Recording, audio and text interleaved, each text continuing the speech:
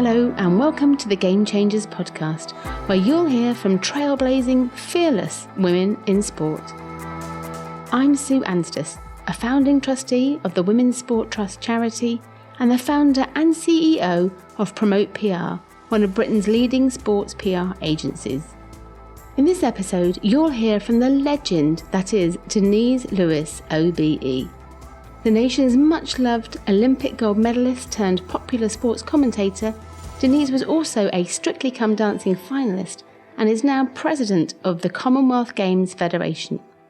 I went to meet Denise at the beautiful Stoke Park Country Club, where we settled down for a frank conversation about the highs and lows in her incredible career. I started by asking her if she could take me back to the moment when she first realised she was great at sport. Goodness, I mean, there are points with that throughout your career where you kind of think that was the moment. But I think it was definitely the English schools for me. You know, great competition for school children nationally. And when I qualified for that, I realised that actually, not only do I love the sport more than I thought I did, that I was prepared to sort of go the extra mile, pit myself against, other talented or the best in the country. And I think for me, that was the moment I said, yeah, I'm good. And how old were you there? 13. About 13. 13. Excellent. No, it's good to know. And what was it about athletics you think that was so appealing to you at the time versus other sports? I've seen you were obviously fantastic netball on the the World Cup Comet Relief Games, so netball could have been an option. What was it about athletics that drew you to the sport? I was dancing as well at the time. So I was doing some ballet, tap modern, I was taking exams, and so I was really quite serious about my grades for dancing. But again, you get to that age, and it is a crunch time for a lot of young people, that 13 to 15 age group where you are hopefully doing a lot of sports, and then you have to start narrowing it down.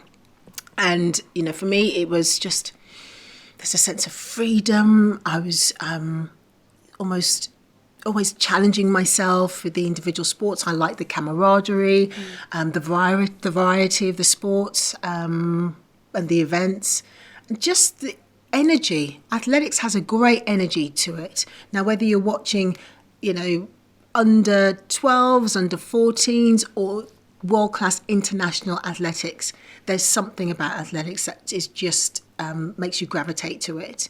Something that I wasn't getting from dancing. Right, yeah. And so the rest is history. But, your first question about the moment, you keep having those moments when you're asking yourself, are you good enough? And so for me at that time, it was, I'm probably one of the best in the country at what I'm doing at the moment. But then you move throughout your career, and I remember the juniors phase, so that's anything under 20s, under 21s, where I was all right. I was making teams, I was competing, I was the best in the country, but I wasn't sure whether I had what it took on the global stage at my age, for my age group. But slowly and surely, things started to come together. And when was it heptathlon? When did that become the option rather than individual? I think I joke to everyone about the fact that I used to do. I was such a club athlete. I would go every Saturday. Someone would drop out. Yeah. The phone call that so and so isn't going to make it for the shot or the discus or the jam. And it was like, Denise, can you do it? And I'd take part and I'd do it. I'd do the relay. I'd do 4x4. You name it. I was involved. And my coach at the time said to me, "Why don't you do heptathlon?" Yeah. Now, Daley Thompson was one of my, heroes at the time. I was very much aware of Mary Peters. The penny didn't drop to me that I was going to do heptathlon. And so until I did the competition and thoroughly enjoyed it, I loved it. And that was it. Yeah. Heptathlon all the way from that point. And do you look back to and think actually you could have gone, would life have been different if you'd just done a long jump or a javelin or one element of that? Oh, I don't know. It's hard to say. I loved long jumping. That was the one, even in heptathlon, if it didn't go well, that would hurt the heart. And so you never know. I mean, you just don't know. Yeah, you don't know. On previous podcast interviews, there's many women and women that I talk to in sport who talk about you as being the inspiration for them as they've come through sport. How does that make you feel to know that you've inspired so many future athletes in a range of different sports? Well, it's a great honour, to feel that you have just sparked something in another individual. And a lot of those women that you mentioned, I wouldn't have known at the time, but that it gave them impetus to say, you know what, I'm going to keep plugging away at what I'm doing, because that's all you've got to do. Everyone asks me if there is some magic about getting to the top, and it isn't. It's about bloody hard work. It's hard work, having that inspiration, someone telling you, and recognition, I think, is really important to keep you in the game. Recognition from others, from coaches and family. Coaches, family, ticking your boxes, goal setting and having, marks for yourself achieved, And so once someone's saying, I've watched you, you're doing really well, I think you could be great. I think it's important. Yeah, I think we forget the power of that feedback and just those one or two comments that can make a massive difference to somebody on that path. Oh, completely. And, we have spoken a lot, and we do talk a lot about, female, I don't know whether role models is the right word, but female sportswomen that can inspire, that give you the courage to say that you're actually going to shelve whatever else you're thinking and pursue a life in sports. And so, as you said, if I have been that person to a few athletes, then I feel that's my job done, and that mantle and that baton is carried on, from the other sportswomen that we have, such wonderful sportswomen now. Excellent. And you mentioned Mary Peters. Are there other female role models or female athletes that had profile as you were growing up in those teenage years that you can remember? Yeah, I mean, whether our listeners will know the names like Sonia Lanneman. They're all quite old, the listeners. They're not old. You've got to have local heroes. And I had Tessa Sanderson from my hometown, who was winning Olympic gold in 1984. 1984, it was 1984. Yes, it was. We've had... was Tessa local to you? Yes. Okay. From Birch. Well, she was at Wolverhampton and Bilston as well, which is where I started before I progressed onto Birchfield. Sonia Lanneman was an amazing sprinter of her time. Young, I think she was one of the youngest to make the Olympics way back when. And so these women I could actually see, I could touch, especially Sonia. She was on the track, week in, week out, unless she was on, national duty. That's the thing, Cook. isn't it? So they're with you. They're actually with you at the athletic stadium. You're seeing them. I guess athletics does give you that in a way perhaps other sports don't, but their club nights are the same in many cases and they're with you. They've been the same since I was a child. They are the same now. Tuesdays and Thursdays, Sunday mornings, the club nights. And I think that was important. And, you see some athletes with their GB vests. So when I moved to Birchfield, a bigger club, still in the region, you had Derek Redmond training, like Phil Brown, a lot of brilliant athletes. And you think, okay, I see that I'm in the right environment, I'm in the right place, I know I'm going to get good coaching, and, the rest is up to me. And so I love that. And I think we've lost a little bit of that these days in athletics for sure. And you highlighted other sports. My son's involved in football and he's part of the academy system. And they don't get to see the first team, They're sort of ushered away, they train on different nights or early in the morning. And never the twain meet. And so I don't know whether I agree with that, but, for me it was very much different, and that really kept me in the game. Excellent. It's a bit of a standing joke in my family that you're on television once, and I said, I used to train with Denise Lewis, and it's since been pointed out I kind of jogged along as part of the warm-up at the Alexander Stadium when I was working there in the 1990s. So taking you back, so as I say, it's a bit of a family joke whenever you're there, they laugh at me again, but taking you back to that time, obviously, and looking through your story, it was a massive journey that you used to take, sort of 3-hour round trip, bus and train to get there to train from the age of 13. What was it at the time? What were your goals? You were so committed for one so young to be so committed to sport. What do you think was your driver then? I don't know really. I look at my family setup, and I'm an only child of a single parent mom, and she worked so hard, and my grandmother. They're all very hard workers, and so I think there was just something in me anyway that, if you're going to do something, you're going to try and do it well, and if it's something you enjoyed. And I knew my mom, she liked me doing athletics, but she wasn't sold on the level of commitment that I was putting in. But there was trust there. And so she trusted that I was making that journey because I was passionate, and she never held me back, which I think was very important. Very brave of her. Because I probably wouldn't do it with my kids now. But I think it was just that desire within me to be better than, I guess, my environment. There was having that passion, that commitment to something. I didn't know whether it would lead to any greatness, but there was just that commitment. And maybe it's just my personality. You try and find what were the drivers, but there was just something in me which was very self-determined and committed. And it's not till now that I look back, or the last few years where I've looked back at, when I'm raising my own children, and I'm kind of saying, come on, let's go. Have you packed your bag? Are you ready? Why are you not by the door waiting? Yeah. And you were. My mum didn't have to do any of that. Interesting. I was just there. And she couldn't mobilise me because she didn't drive. Yeah. So I did have to take the train and the bus and what have you, because I knew that led to better coaching. And so that's what I did. Yeah, that's really interesting. I was going to ask you about whether we talk a lot about teenage girls dropping out at 13, 14, which seems a time that you were so committed. But did you feel you were missing out on teenager life, or did you have any wobbles at all? No, and I didn't have any wobbles because I like to think I'm a person of balance. And even at that age, I knew it was important for me to still be a teenager.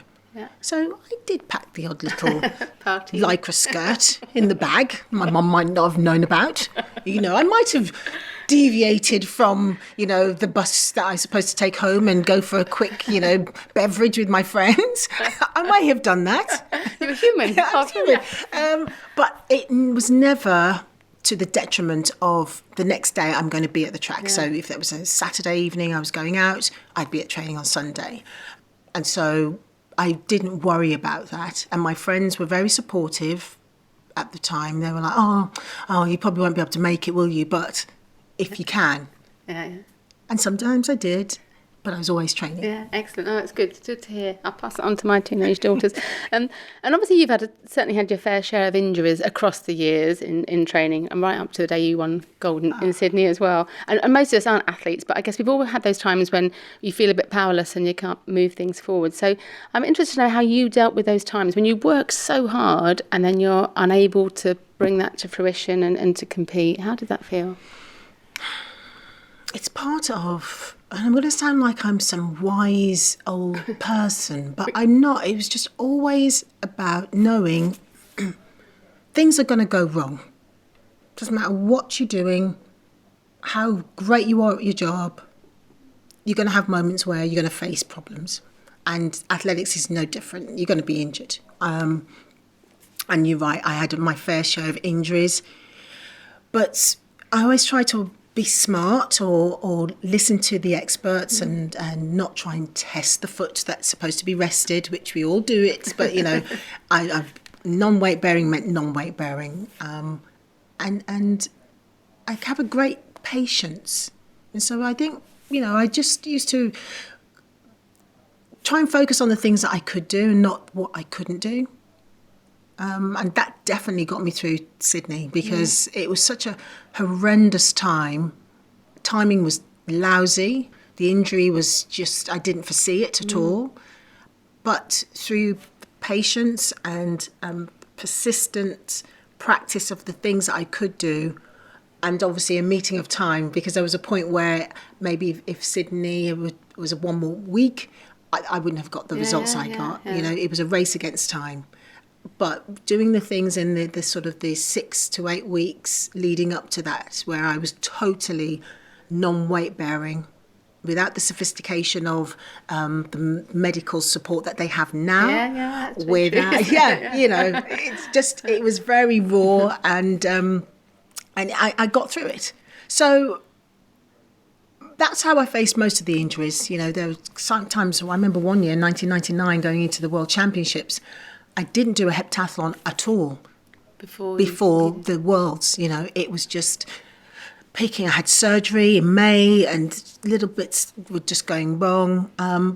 But mental focus and mental toughness has, I think, always been my greatest strength. I was going to say, you've always had that. Do you think that has evolved over time, or were you always looking for that bigger picture? You knew like a longer term goal to get there? Yeah, I think that, in essence, is perhaps when you talk about the 13-year-old girl moving to the 28-year-old young woman to the 46-year-old mother of four, that's how I operate. Yeah. I try to have that overarching vision, plan, of how to get my children through the education phase, to navigate the pitfalls of being an adolescent and teenager through to adulthood. I talk about it all the time.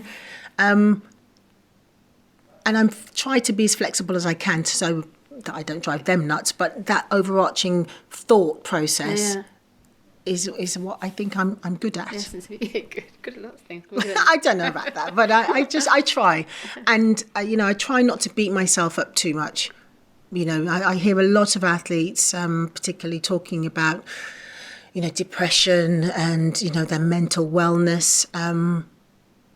I haven't experienced that really. Only, I would say, a tinge of it when I retired. Yeah. But I was able to focus a bit more outwards than drowning inwards. I was going to ask you about that. I come on to talk a little bit about, you've mentioned Sydney there, and we talk a lot about athletes transitioning out of sport and that massive struggle. So what was it you think then that helped you when you say focusing outwards? What were your goals as you came off the back of Sydney, as it were, really, or retiring, 4 years on as an athlete? Yes, it was. I mean, there was a couple of setbacks that led up to the retirement and bereavement. My grandmother passed away. My coach was moving on. There were so many things that were not going well, and I didn't have the energy or the mental energy at that point. And I thought, it's time. My body's saying it's time. My mind's saying it's time. I was down in my confidence. I had no clarity at that point, but I tried to focus outwards and not drown in those feelings too much, and writing things down. Just what would I like to do? What do you think you're good at? Did you have any help and assistance in that? Was it? No. It's interesting now, isn't it, with the EIS and the lifestyle advisors? Absolutely. And it's fantastic for athletes that they do have that support. But looking, 20 years ago, 15 years ago, 10 years ago. But there wasn't that support there is now. That support. And, I remember walking away almost as a whisper, from a sport that I'd been involved in for so many years. And there was no fanfare, there was no celebration, and there was no one to talk to. Yeah. Very sad time. And I do look at that with a bit of regret, because it shouldn't have been like that. Yeah. No one who serves the country for as long as I think athletes do, and I certainly did, at the highest level, should have to face that. But I did. And luckily I came through it relatively unscathed. And I think reaching out was important. And the person I reached out to, one of the first people I reached out to, was Sue Campbell. Yeah, oh wow. Baroness. Yeah. Legend of all legends. Champion of women's sport. You know Sue so well. And, I spoke to her and she was like, come on board. Was she at the Youth Sport Trust at the time? Youth Sport Trust at the time. Yeah. And so fantastic. That was sort of like a little lifeline for me.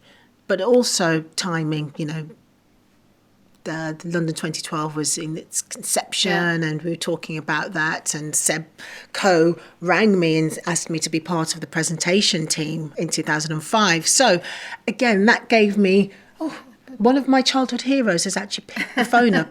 How did he get my number? And that gave me a bit of a boost. Yeah. A bit of a boost. If I could just take you back to Sydney, I feel I jumped across to No, that was me. I was flown everywhere. But going back to Sydney, because I think it's just such an important part of your history, and for people, athletes looking and progressing now, the kind of future of. So going back to that time and in the athletes' village, as you sit down and you talk with the children, can you remember what it felt like, that atmosphere in the athletes' village ahead of your competing in those days? The village is just immense. It's amazing. It's huge. But by the time I'd come around to Sydney, I'd already had, games time experience. So I was in Atlanta 4 years before. Yeah. So I knew how to conduct myself. I felt confident enough to sort of own my little space. Whereas in contrast to Atlanta, I was literally felt like I was looking up at everything, in awe of everything, everyone, the vastness of the facilities, the how many people that are descending on the Olympic Village. And so by Sydney, my focus was very different. I was in the moment because I knew I'd faced the weeks of injury and the weeks of uncertainty. And so for me, it was very much business. Yeah. And did you go in? Did you know you could win? I mean, that's, any athlete knows that. But going in before it, were you with the mindset that you were going to achieve gold? No, I wasn't going in with the mindset that I was going to achieve gold. Because I had so much uncertainty about whether my Achilles tendon would hold up. Yeah. And the injury in your foot, you didn't even know about. The injury that then transpired, in the penultimate events. There were so many questions that hadn't been answered when I got into the arena, but my mind was almost steady. It wasn't flitting, it wasn't panicking, it was calm, and it was businesslike. Yeah. And once I'd assessed my room and my space, where I could, and also my warm-up routine, because I had to have a little warm-up in my room before I'd actually get to the track to make sure the Achilles was loose enough in order for me to start my preparation. I read about that with the hot water in the sink. Yes. And that's right. Really the basics. Yeah, that's right. And it was very much, okay, this is what I have to do. This is what I have to do to give me a chance. And that's all I wanted, a chance. And the night before I competed, I listened to Whitney Houston and Mariah Carey's duet soundtrack. If you believe, that was all I said. If you believe enough, you can do this. I love that, the power of music. Be a Game Changers Spotify playlist, don't you, really, for those songs? That's the next thing. That should be absolutely the power of music at the right time, where it all comes together. It can give you that maybe 1% that you're looking for in a performance, or you're changing your mindset. Excellent, that's really good. And I guess then moving on, the past such an intense 2 days and all those events too. So again, how do you feel you got through that in terms of dealing with that pressure across those 2 days? I guess it's not something new, is it? That's something you've built up across that time. But is it massively magnified for the Olympic Games beyond other championships? It's magnified, but I think with experience you learn to handle it. You learn to handle that cauldron of expectation. If you've had World Championship experience or a European experience, multi-sport environment, you need it. Commonwealth Games was important for that as well, the multi-sport environment, which is so unique because it teaches you how to be respectful for the other sports that are competing either before you or after you in particular. And so for me, it was, I would say, I could own the space. So I felt like I belonged. There was already a sense of belonging, and coping with the pressure I'd already rehearsed. I tried to visualize the pitfalls, the potential pitfalls, and how that would make me feel.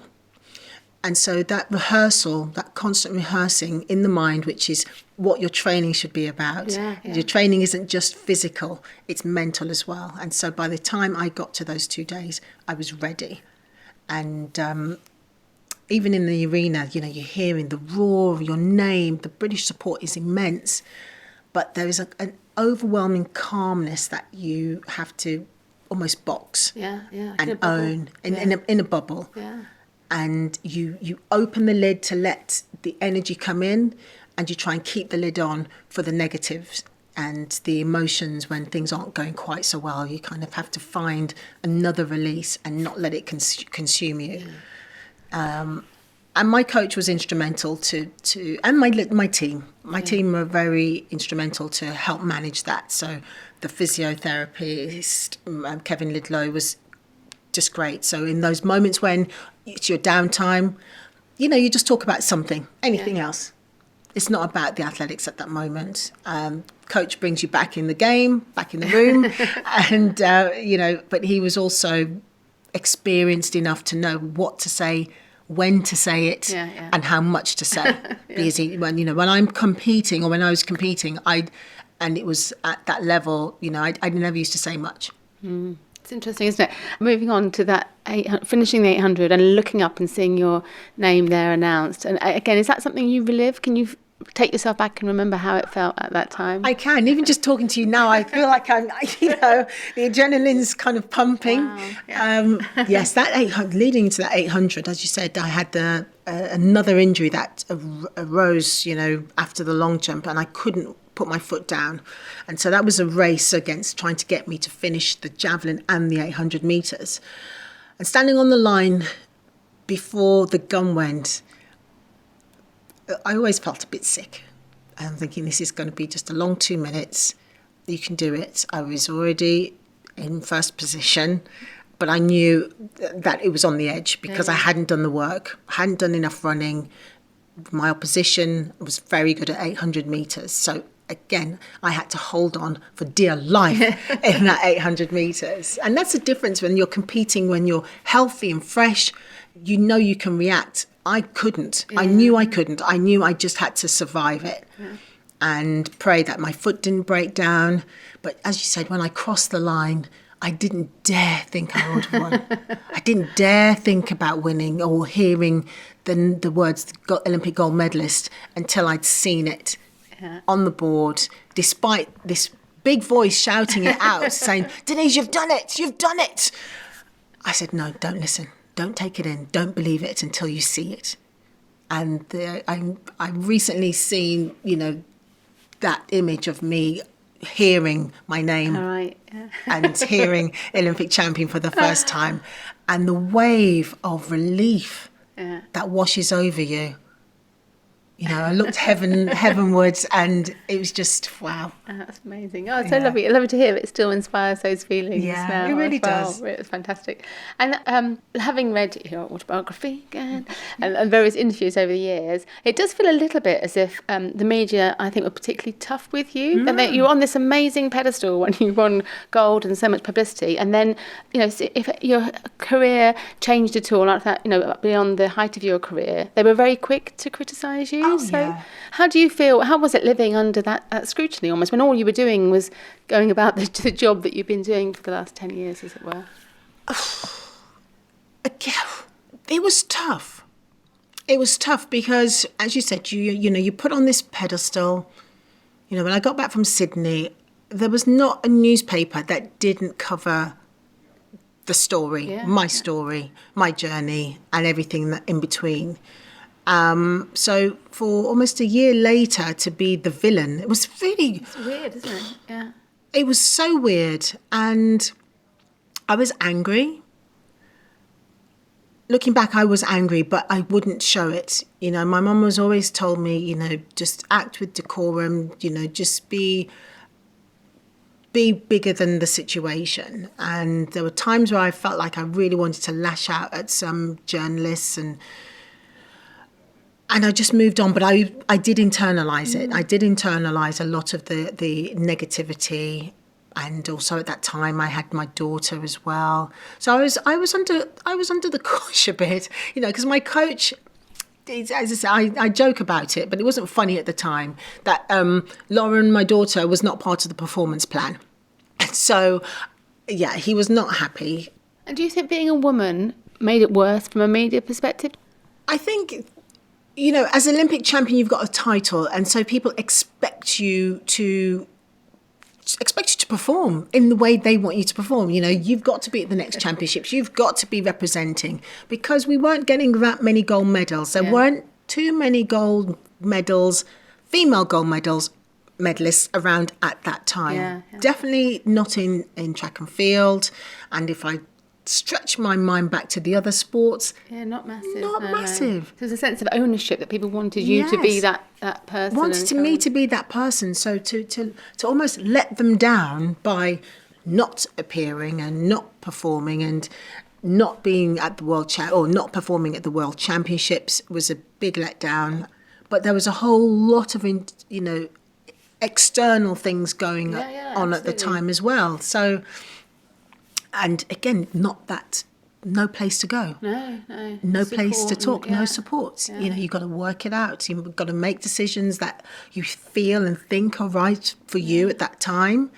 And whether or not with hindsight you would have done it differently, at the moment, whilst you're in it, there's always that race against time. Even as a first-time mom, I was always thinking, well, how can I get back? Yeah. I'm having my baby, yes, tick that box, yes, I'm loving that. But I know I'm an athlete, first and foremost. You almost forget, don't you, that the pressure of being a mother for the first time, alongside trying to come back as a global athlete at the same time too, without the network and support that there is in place for athletes now. Yeah, completely. It was challenging, and that's where you rely on your friends the most, and and just you just get through it. Yeah. I felt I just got through it, barely.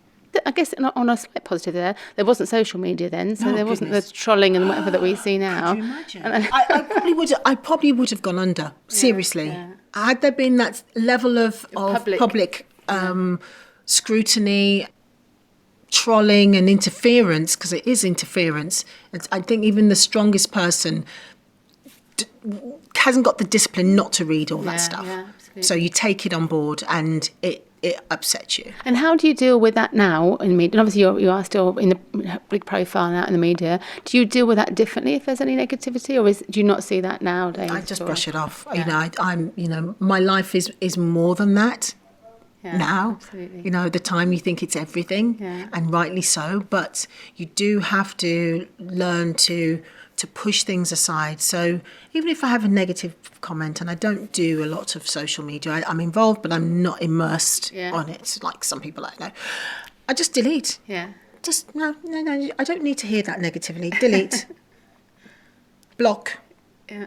Move on. Excellent. That's good. Swipe left. Very sound advice. Swipe left. That's all you do. Just good advice for children too, isn't it? Absolutely. And do you think working in the BBC and being in the media on the other side has changed the way you think about that and the way in which you deal with athletes when you're now talking to athletes and interviewing athletes? I feel I have a responsibility. There's twofold. As a broadcaster and a pundit critique, if you like, I'm there to be as honest as I can with the information that I have, to inform, the viewer of what, they're seeing. So analyse. Yeah. But behind closed doors, I feel I have a responsibility to talk and to be a person that the athletes can talk to if they want to. Excellent. And I have reached out to athletes because I said to myself, sometimes people don't ask for help. You have to say, I'm here to help you if you want to.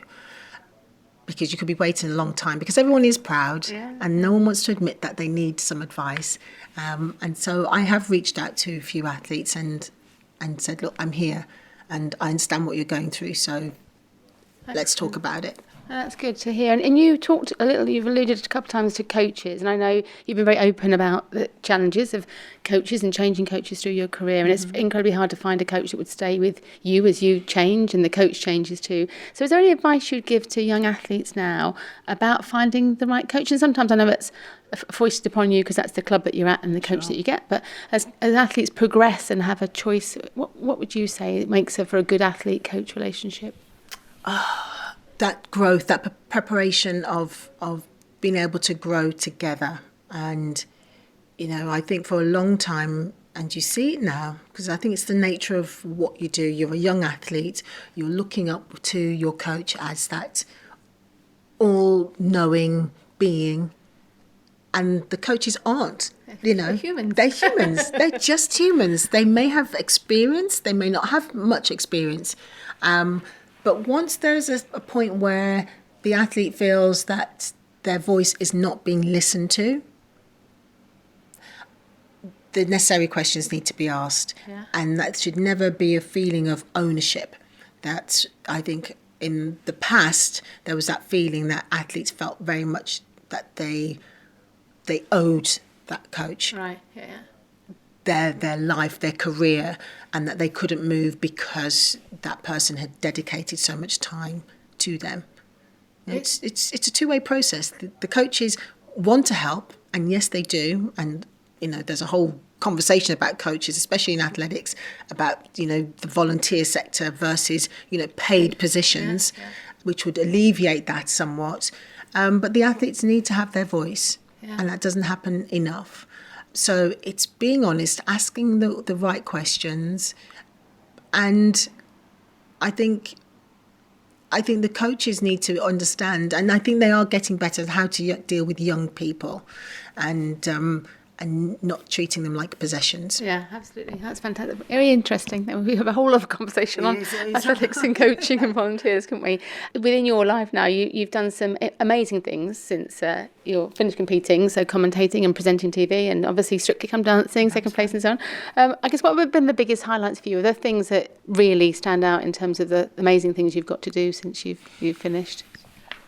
I was so fortunate that I've managed to just to tick things off, not even that they were on my bucket list, but just the right place, the right time, just fun things, from having a life of very single-minded, one track, pardon the pun, just doing the same things, training, eat, sleep, breathe training, to have the variety and options that I've had over the years has been brilliant. So Strictly was one, absolutely. Amazing, Rowing the English Channel for Comic Relief with John Bishop. Course, That was just insane. Forgot about that. It's amazing. It was amazing, but it's probably the hardest thing I've actually done. Yeah. I'm not, I don't do continuous movement like that. And so to have to concentrate for what it was, I think it was 7 hours, nearly 8 hours of rowing. Yeah, wow. Just wow. Yeah, really a wow. But you're not about to go into I'm a Celebrity. We're not going to see you. Any other plans? I don't have any plans for that nature. Have you got enough on your life at the moment? I do. I was going to say that. It's an incredibly busy life at the moment. Mother of four and new baby Troy in your lives. And you do the media work with the BBC. You've got your commercial work, charities. You sit on boards and so on. So I understand a busy life is hard to switch off. But where do you find the time for yourself? If you have a chance, what do you do that is for you and about you as an individual? Probably not that much, really, because it is a full-time job, parenting.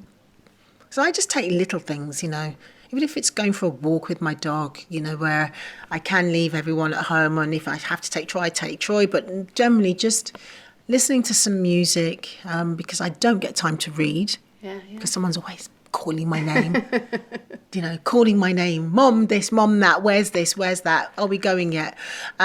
So I find holidays are the time when I can do things for myself. And it's going to sound really odd because I can do any sort of training myself. But last year, throughout my pregnancy, I took on a personal trainer just to give me that 1 hour where I could just go off and have that time to exercise. I mean, I could do it at home, but I know I'd be interrupted. My husband's a personal trainer, so go the personal trainers. And I think it's different. I think you commit to it then, don't you? And you know it's your time. Yeah. Commit to it. It's out my time, and I can just remind myself who I am again. Yeah. Fantastic. Yes. That's lovely to hear. And you're still president of the Commonwealth Games England. So that's very exciting. Yeah, and so exciting. Obviously, your home region coming to Birmingham in 2022. I was going to ask you how you feel about it, and I can see how you feel about it. But I guess what does that mean to you, having won 2 Commonwealth golds, to be in that role, and obviously with 2022 ahead? I really can't wait. It's a very similar feeling to I had when London was awarded the Olympics. I think the amount of regeneration for the region, and that's, east to west Midlands, it's going to be massive. Great sense of pride, and I'm hoping the legacy for the communities that dwell in Birmingham will last a lifetime. The young people, and also as you said, the communities that are there that will benefit and hopefully really try to benefit from the facilities that will be in place and the job creation for that region. It make me very proud, but also with a tinge of sadness, because the Alexander Stadium that I have known since I was a child won't look the same. No. It won't look the same. There'll be, when they knock that building down, there's the Knowles stand, Nelson stand, main stand. When that comes down, I will shed a tear, because I can plot my sleeping points in that stadium when I used to come back in from school into the stadium, because I was always a little bit early for my training session, and I'd have a little cat nap. I'd have a little snooze on the carpet in the corner like a little cat, and I'll be gone. Maybe they can auction off some of that carpet. Maybe they could. It's probably all grotty now. Yeah. And I know you've done lots of work in the past with the Youth Sport Trust and others to get girls into sport, and we talked about that. But why do you feel sport's so important, particularly, and obviously for boys and girls, but particularly for girls? For every reason that we know sport does for you. It's, we talk about the health benefits, but just women being able to, I do sport, play sport, whatever guise you're in. It's just that feeling that I know I used to get as a child, as a young woman, being involved in sport, to pit yourself and challenge yourself in a way that is so different to anything else that you're going to do. You've got your academics on one side, but there are moments when you just need to increase the heart rate and feel the sweat. Or if it's not the sweat, it's just thinking about long term. As a woman, you're going to need your health. Yeah, absolutely. We are constantly challenged from the age of 12, 13, when you get your first period, through to parenting and motherhood, if you choose to go that route, or to when you hit the menopause, which none of us will avoid. Let's talk about menopause. Yes, we won't. We don't talk about it enough. We don't talk about it enough, and so I feel that young girls need to be aware that is the path you're going to be on. No matter what other wonderful things you do, your health and your body needs to be prepared for that. And sport is a great vehicle to allow you to cope with the things that are going to be thrown at you throughout the rest of your life. Fantastic. And if you want to then take it on to a level that is, international and competitive, brilliant. But if not, it is about just your wellness and being fit for who you are and what you do. And, your aging body, which no one wants to talk about when you're in your 20s, because you're invincible, But it does deteriorate. It happens. It is really life. And so make sure you prepare it well. Yeah, fantastic.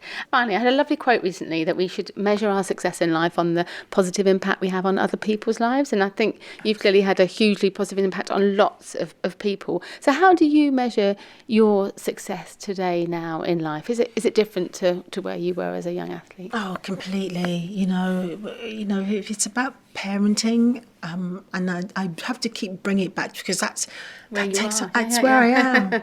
I've got a daughter about to do A-levels, my son, my second one, he's about to move into another school to prepare for his GCSEs, another one who doesn't know why we have to go to school at all, and then a baby. And so it takes up a lot of my hours. I do believe that imparting knowledge is so important. You can be moved on so much if you're going back to women in sports. Yeah. That our early pioneers have afforded the fantastic sports that we're seeing today, that our women are really competing, winning medals, winning tournaments in every guise. And personally, I'd like to think, as my family has moved on massively since my great-grandmother and my grandmother came over to the UK for the first time, we've keep moving forward, and that's the biggest message I can give. And so when I parent, I just want to move the generations forward in academically, socially, and hopefully they are happy people for the process and the journey. A massive thank you to Denise for being so generous with her time and so open about the challenges and joys in her life as an athlete, ambassador and mother. It's easy to see why she's had such a huge impact both on and off the track. I'd love to hear what you think about the Game Changers podcast, so please take a moment to leave a review and give us a rating on Apple. It makes a massive difference in helping to reach new audiences. If, like me, you're feeling inspired and moved by Denise's story, please spread the word across your own networks, and why not encourage your family, colleagues and friends to listen to the podcast too. To make sure you don't miss out on future episodes, please subscribe to the Game Changers, and you can find out more about all my guests from Series 1 and 2 at promotepr.com/gamechangers. Next week, I'll be talking to Claire Connor, CBE, former England cricket captain and now Managing Director for women's cricket at the ECB. On Claire's watch, the women's team were awarded professional contracts, and the England women won the World Cup in front of packed stands at Lord's. Claire's a passionate and articulate professional, and I learnt so much in talking with her. Almost as soon as I was a toddler and I could run around, I was dragging a cricket bat that was far too big for me to do anything with, but I was just really attached to it. And I can remember from a really young age sitting on the doorstep and crying if I wasn't allowed to go to cricket with my dad at the weekend.